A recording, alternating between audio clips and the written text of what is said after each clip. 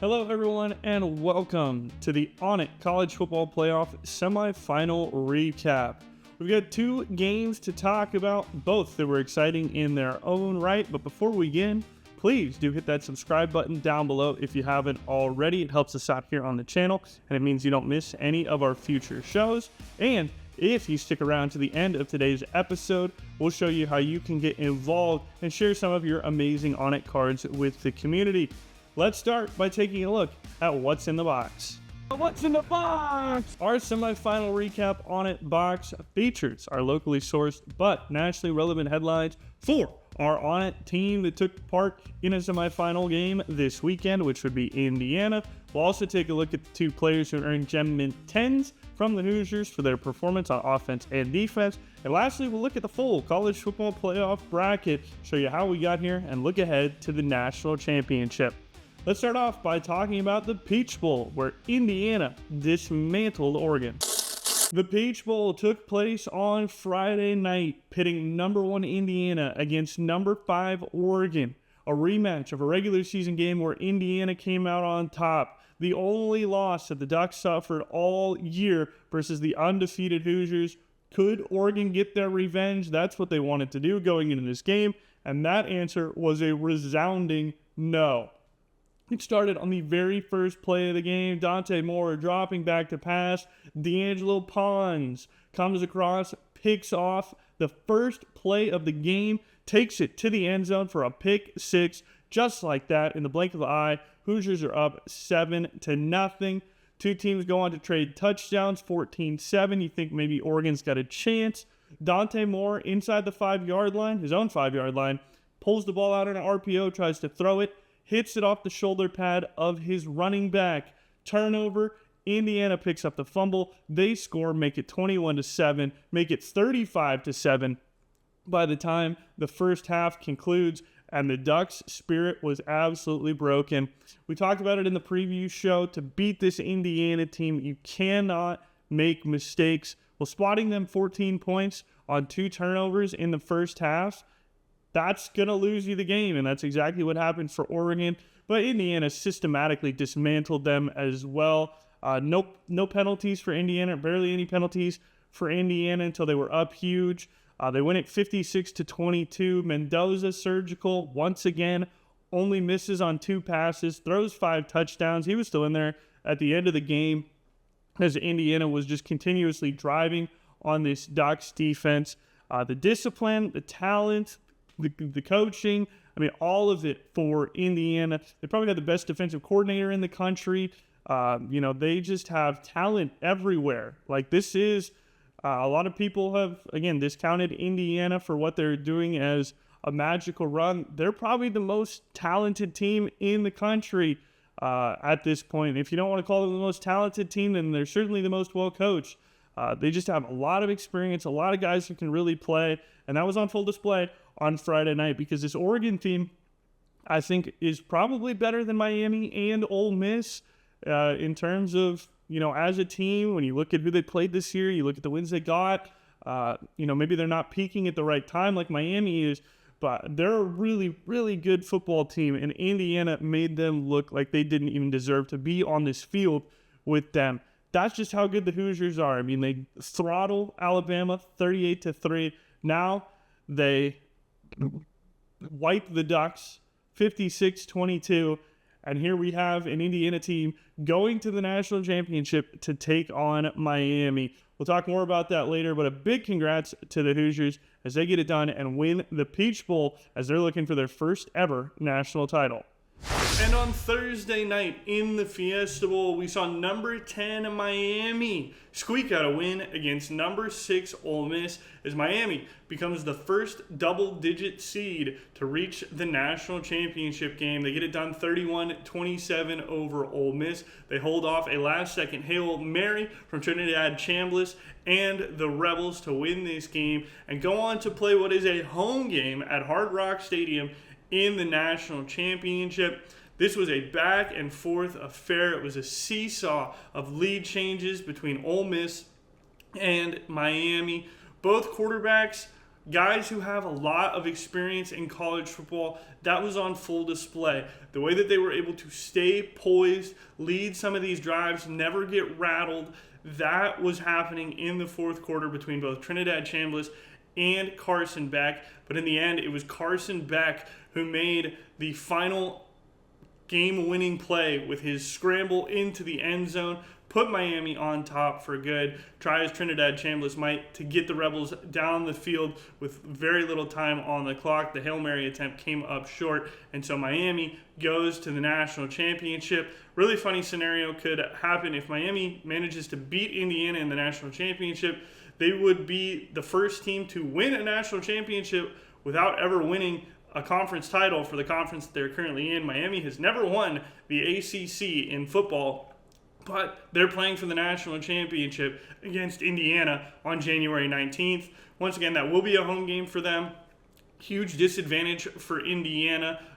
Maybe not in terms of the fans that are there, because since it's a national championship, you'll have a lot of non-fan interests at the game. But there's no travel for Miami. They get to practice. They get to prepare. This is a place that they play at, half of the season. So Miami will have certainly the advantage when it comes to travel, when it comes to logistics, but this Hoosiers team is legit. So we'll see how that goes. Big congrats to Ole Miss, by the way, on their season as well. After losing Lane Kiffin before the playoffs started, nobody counted on them making it as far as they did.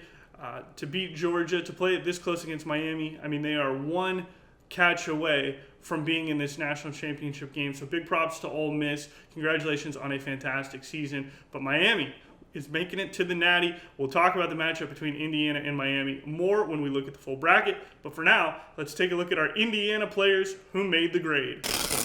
This is Making the Grade. We're looking at the best performances from the semifinals for our ONIT team, which would be Indiana. And today we're looking at two players who made a big difference, one on offense and one on defense, as we have joint 10s to give out this week. So let's take a look at those 10s, starting on the defensive side, because we love NIL for all here at ONIT. We're talking about D'Angelo Pons. Very first play of the game, he gets a pick six against Dante Moore. Really set the tone for what the Indiana defense would do, forcing 3 first-half turnovers against Moore. They were all over the place. Pons, with the pick six, also had half a tackle for loss, 6 tackles, and 4 solo in the game. So not only with the interception did he contribute to the game, but he also made his presence felt as one of the leading tacklers. He finished tied second on the team with the 6 tackles. So for that reason, D'Angelo Pons earns himself a Gem Mint 10 for his great play against the Ducks. And on the offensive side, who else? Come on, you knew it had to be this guy. It's Fernando Mendoza, who has been on an absolute heater. Even when he doesn't play that well, he plays amazing. He fumbled the ball twice in this game. Indiana recovered both of them. He goes 17 of 20 through the air, 177 yards, and 5 touchdowns with no interceptions. He was a monster yet again, just surgically dicing up the Oregon defense, no matter what coverage, no matter what exotic looks, blitz pressure, anything, didn't matter to Mendoza. Just picked them apart in the pocket, and when he needed to use his legs, he used them effectively as he helped move Indiana down the field and allowed them to put up 56 points on Oregon in this game. So for that reason, Fernando Mendoza is our other Gem Mint 10 performer for the Hoosiers. Let us know if you agree or anyone else that you would like to see earn a grade for this week. But let's take a look at this college football playoff bracket and see how we got to our national championship that's coming up. Here's a look at the college football playoff brackets. Yes, we're taking a look at how we got here to an Indiana-Miami championship, number 1 versus number 10. Miami had to go through 2 ONIT teams just to get here. They went on the road to College Station in round number 1, took care of Texas A&M 10-3 in a game where field goals really mattered, and the wind caused a bunch of issues for both teams' kickers. Miami was able to squeak it out on the road. Then they go into a game in the Cotton Bowl against Ohio State.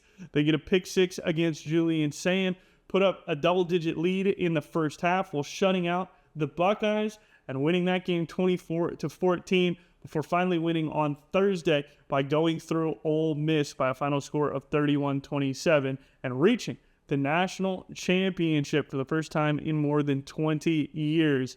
That's how Miami got there. For Indiana, it was pretty simple. They got a bye as the number 1 seed after taking down Ohio State in the Big Ten Championship. They played the winner of Alabama-Oklahoma, a battle between two of our ONIT teams that Alabama managed to win by erasing that 17-0 deficit that you remember all so well.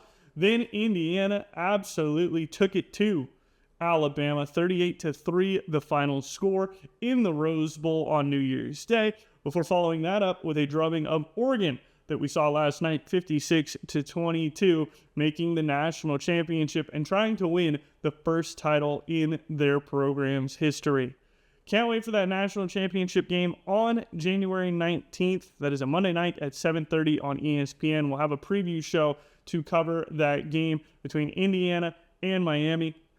It's O-line and D-line superiority at its finest. Both of these teams have fantastic lines. In the trenches is where this game is going to be won, because it's going to result in one of these teams having a quarterback that stays upright and not under pressure, and the other one will more than likely be on their back. The question is, which team does that happen for? Both teams with experienced quarterbacks in Fernando Mendoza and Carson Beck. Experience matters, especially in the college football playoff. And both of these gunslingers have been around. They've seen a thing or two. They're great processors, and they know where to go with the football. So whoever's line can provide more time against these ferocious defensive lines that both teams have, I think is going to make this difference in the game. But we'll take a look at the full preview show coming up later on next week and give you all the details about who we think is going to win the game and how we think it's going to go. Thanks so much for watching today's episode. Hope you enjoyed. If you're still here, please do hit that subscribe button if you like the content. And if you're pulling any ONIT heat out of any of your packs, your boxes, or maybe you're ripping full cases, we'd love to see whatever you've pulled. You can share it with us using the link down below, onitathlete.com/highlights. We, in turn, will share your cards here on the YouTube channel. We'll talk about them with the community. We'll see who has some of the best pulls. So if you want to get involved in that, you can find that link down in the description, or it was down below earlier, onitathlete.com/highlights. Thank you for watching. Hope you enjoyed, and we will see you next week for a national championship preview between Miami and Indiana. Hope you have a great rest of your day, everyone, and so long.